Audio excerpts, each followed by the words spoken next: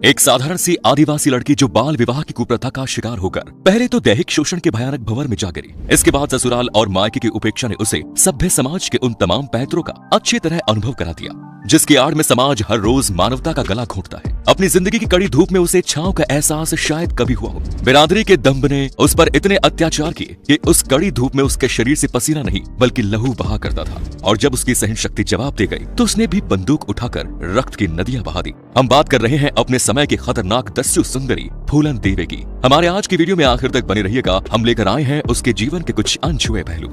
फूलन देवी की कहानी शुरू होती है उत्तर प्रदेश के जालौन जिले से, जहां गोरहा का पूर्वा नाम का एक छोटा सा गांव है। ये गांव फूलन देवी की वजह से जितना प्रसिद्ध हुआ उसके पहले उतना ही गुमनाम हुआ। फूलन के पिता देवी दीन मल्लाह के परिवार में उनकी पत्नी के अलावा 4 बच्चे थे, जिनमें सबसे बड़ी लड़की थी, उसके बाद 2 लड़के थे और इन तीनों में सबसे छोटी थी फूलन। देवी दीन मल्लाह के पास जमीन का एक छोटा सा हिस्सा था जिस पर वो कुछ खेत किया करते थे। किसी तरह घर परिवार चलता और बाकी नाव चलाकर भी किसी तरह से अपने परिवार का भरण पोषण किया करते थे। फूलन देवी जिस बिरादरी से आती है उस बिरादरी में भी उनका परिवार गरीब से भी ज्यादा गरीब वाली स्थिति में था। फूलन देवी का नेचर बचपन से गलत बात का सेटअप कर चुप रह जाने वाला नहीं था, बल्कि वो पलटकर बराबरी से जवाब दिया करती थी। मौका पड़े तो लड़ने लगती थी और यहाँ तक कि मारपीट की नौबत आ जाए तो भी पीछे नहीं हटती। फूलन देवी के पिता के पास जो जमीन थी उसके कुछ हिस्से पर उनके चाचा ने कब्जा कर रखा था। अब फूलन के घर में उसकी शिकायतें थी वो आने लगी, क्योंकि वो घर के बाहर लड़कों से भी झगड़ा करने लगी, या फिर यूं कहे कि कोई अगर उसे परेशान करता तो वो चुप नहीं बैठती थी, वो ईंट का जवाब पत्थर से दे देती थी। आगे चलकर फूलन देवी के दोनों भाइयों की मृत्यु हो गई। परिवार में केवल 2 लड़कियां बची और चाचा जमीन के टुकड़े के पीछे उनके परिवार को और ज्यादा परेशान करने लगे। इसके जवाब में केवल फूलन देवी डटकर खड़ी रहती थी। वो अपने पिता से भी ऐसा करने को कहती थी। इसे लेकर पिता और पुत्री में भी झगड़े हुआ करते थे। गुस्से में आकर पिता ने फूलन का विवाह एक दूसरे गाँव में पुत्ती लाल नाम के आदमी से कर दिया, जो फूलन से उम्र में 3 गुना ज्यादा बड़ा था। फूलन की शादी लगभग 11 साल में हुई और उस समय उसके पति की उम्र लगभग 35 साल के आसपास थी। ये एक तरह का ऐसा कस्टम था जिसमें लड़के की शादी कम उम्र में कर दी जाती थी, लेकिन गौना बालिग होने पर किया जाता था। यानी लड़की को ससुराल तभी भेजा जाता था जब वो बालिग हो जाती थी, घर परिवार संभालने लायक हो जाती थी। लेकिन कहते हैं कि फूलन देवी के पिता ने उसका गौना नहीं किया था। उसके बावजूद पुत्तीलाल ने उसके साथ शारीरिक संबंध बनाए, उसका बलात्कार किया। जब वो इन संबंधों का मतलब भी नहीं समझती थी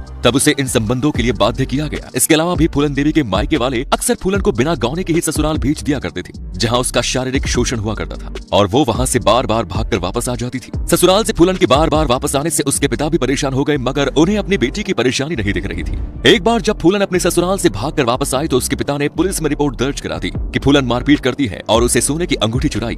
पिता की तहरीर पर पुलिस ने फूलन को अरेस्ट करके लॉकअप में रख दिया। 3 दिन तक लॉकअप में रहने के बाद कहा जाता है कि थाने के स्टाफ ने भी फूलन के साथ बलात्कार किया। फूलन के जेल से वापस आने के बाद उसके पिता ने उसे वापस ससुराल भेज दिया। वहां जाने पर पता चलता है कि उसके पति पुत्तीलाल ने दूसरी शादी कर ली है। उसके ससुराल वाले फूलन के साथ एक बार फिर मारपीट करते हैं। इस बार सारे सामान के साथ उसे वापस मायके भेज देते हैं। अब फूलन ससुराल से भी लगभग अलग हो चुकी थी और पिताजी उसका साथ नहीं दे रहे। अपने घर परिवार का ऐसा व्यवहार और पुलिस थाने में जो भी कुछ फूलन के साथ हुआ, इन तमाम बातों ने उसे भीतर से बागी बना दिया। इसके बाद फूलन का संपर्क कुछ ऐसे अनजान अजनबी लोगों के साथ हुआ जिन्होंने उसे एक अलग ही रास्ते पर चलने के लिए मजबूर कर दिया।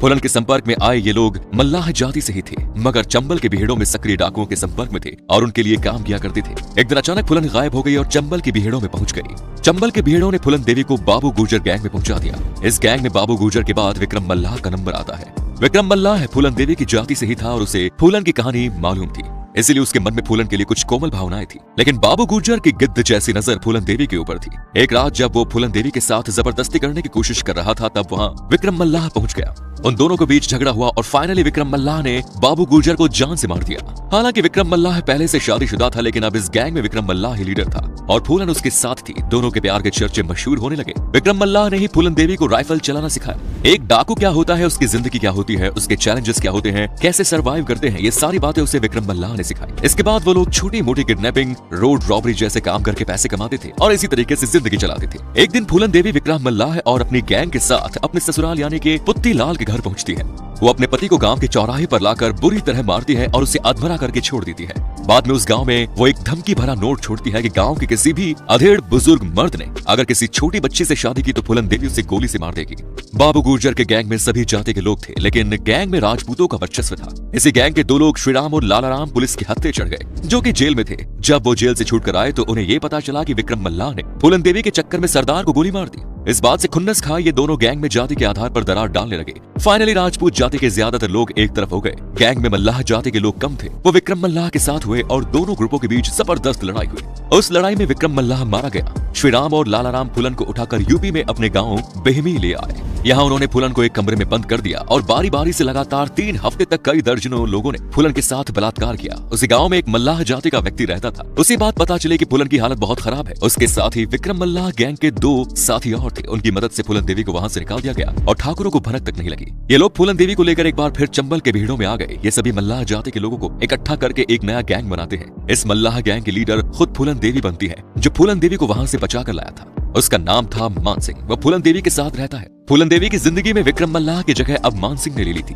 ये लोग छोटी मोटी रॉबरी करते थे, लेकिन फुलन देवी ऊंची जाति के लोगों को ज्यादा टारगेट किया करती थी। 14 फरवरी 1981 का वो दिन जब बेमही गांव में एक राजपूत परिवार में शादी थी। फुलन देवी का गैंग इस गांव पर पुलिस की वर्दी में हमला कर देता है। फुलन देवी के साथ इस गांव में जो घटना घटी, उसके ठीक 7 महीने बाद अपना बदला पूरा करने के लिए फुलन देवी यहाँ आई। उसने श्रीराम और लालाराम के साथ उन तमाम लोगों की तलाश शुरू की जो इस कांड में उनके साथ थे, मगर गांव में इनमें से कोई नहीं मिला। केवल 2 लोग ही फुलन देवी की पकड़ में आए थे। इसके बाद फुलन देवी ने शादी में आए हुए दूसरे राजपूत मर्दों को पकड़ा और गांव के चौराहे पर उन सभी को एक लाइन में खड़ा किया। शुरुआत फुलन देवी ने खुद की और उसके बाद उसकी गैंग के दूसरे लोगों ने मिलकर 22 राजपूतों को मौत के घाट उतार दिया। इस घटना को अंजाम देने के बाद फुलन देवी और उसका गैंग सुरक्षित वापस चला गया, लेकिन इसके बाद से पूरे देश में फुलन देवी का नाम घर घर लिया जाने लगा। बेमही हत्याकांड में फुलन देवी को दस्यु सुंदरी के तौर पर फेमस कर दिया गया। मीडिया ने फुलन देवी को बैंडिट क्वीन नाम दे दिया। उस समय दिल्ली में इंदिरा गांधी प्रधानमंत्री के पद पर थी और यूपी में वीपी सिंह मुख्यमंत्री के तौर पर थे। इस घटना के बाद मुख्यमंत्री ने अपने पद से इस्तीफा दे दिया। स्टेट की पुलिस फुलन देवी की तलाश करने लगी, लेकिन वो पकड़ में नहीं आ रही थी। मध्य प्रदेश के भिंड जिले के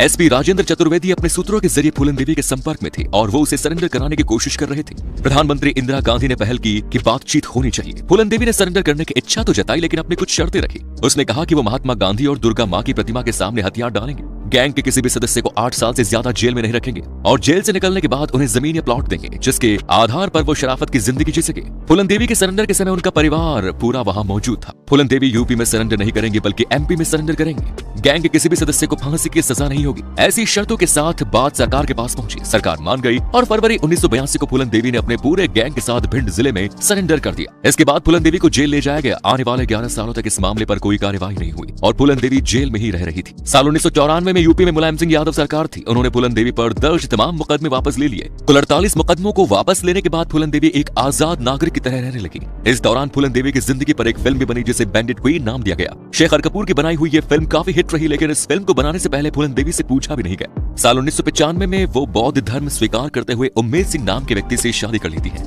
1996 में फुलन देवी ने समाजवादी पार्टी के टिकट पर मिर्जापुर सीट से चुनाव लड़ा और जीतकर लोकसभा पहुंची। इसके बाद साल 1998 में फिर लोकसभा चुनाव लड़ा, लेकिन वहां से हार गई। इसके बाद 1999 में एक बार फिर मिर्जापुर सीट से लोकसभा चुनाव लड़ा और वहां से वो दूसरी बार जीत गए। 25 जुलाई 2001 को दिल्ली स्थित सरकारी आवास के सामने फुलन देवी की गोलियों से भूनकर हत्या कर दी गई। इस घटना के 2 दिन बाद आरोपी शेर सिंह राणा ने देहरादून में पुलिस के सामने आत्मसमर्पण कर दिया। हत्या में शामिल होने की बात स्वीकार कर ली। इस हत्या को अंजाम देने का जो कारण सामने आया वो चौंकाने वाला था। पुलिस के अनुसार राणा ने बहमई हत्याकांड में मारे गए 22 राजपूतों की हत्या का बदला लेने के लिए हत्या की। इस प्रकार फुलन देवी उसी गोली का शिकार हुई जिस गोली से उसे शिकार करने की आदत थी, जिस गोली को अपनी बंदूक में रखकर उसने अपने ऊपर हुए अत्याचार का बदला पूरा किया। तो ये थी फुलन देवी की पूरी कहानी। उम्मीद करते हैं वीडियो पसंद आई होगी। अपनी राय कमेंट्स में दें। जय हिंद, जय भारत, वंदे मातरम। धन्यवाद।